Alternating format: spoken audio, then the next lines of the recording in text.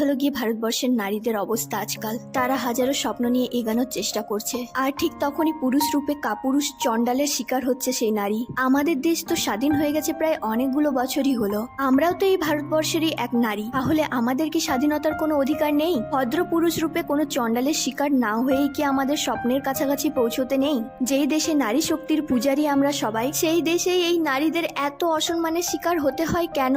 আচ্ছা, যেসব পুরুষ অনুমতি ছাড়াই একজন নারীর ধর্ষণ করে, তারা কি ভুলে যায় যে তারাও এক নারীর সন্তান, তাদেরও বাড়িতে মা বোন আছে? আর আজকাল তো আমরা নারীরাই নারীদের সবচাইতে বড় শত্রু, আর আমরাই যদি না ঠিক থাকি তাহলে চণ্ডালরা তো সুযোগ নেবে আমাদের ঠিকই। পশ্চিম বাংলার ভারসাম্য বজায় রাখার দায়িত্ব নিয়েছেন যিনি, এক ধর্ষিতা নারীর পরিবারের মুখ বন্ধ রাখার জন্য 10 লাখ টাকার ব্যবস্থা করেছেন তিনি। ধিক্কার জানাই এরম নারীর মানসিকতাকে। রাজনৈতিক সম্পর্কে জ্ঞান আমার খুবই কম, তবে আমাদের রাজ্যের মুখ্যমন্ত্রীর পদ যখন এক নারীর কন্ট্রোলে, তখন আমাদের রাজ্যের মেয়েদের এত অসম্মান এবং ধর্ষণের মতো মরণীয় অপরাধ করার আগে কিছু কুলাঙ্গার এবং হায়নারা এত বড় পাপ ও ভুল কাজ করার সাহস পায় কোথা থেকে? চাইলেই তো উনি এমন এক আইন তৈরি করতে পারেন যাতে কোনো কাপুরুষ কোনো নারীকে অকারণে অত্যাচার করতে গেলে ও কাউকে ধর্ষণ করতে গেলে সেই ভয়ানক শাস্তির কথা মনে আসে। তাই আমার মনে হয় এবারে কোনো সুবিচার পাওয়ার আগেই যদি আন্দোলন থামিয়ে দেওয়া হয়, তাহলে মৌমিতা, প্রিয়াঙ্কা, তনুর মতো না জানি আরো কত নিরীহ মধ্যবিত্ত পরিবারের মেয়েকে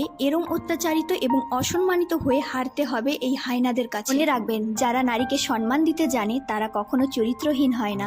সবাই নারীকে সম্মান দিতে জানে না, কারণ সবার মধ্যে তো মানুষত্বই নেই।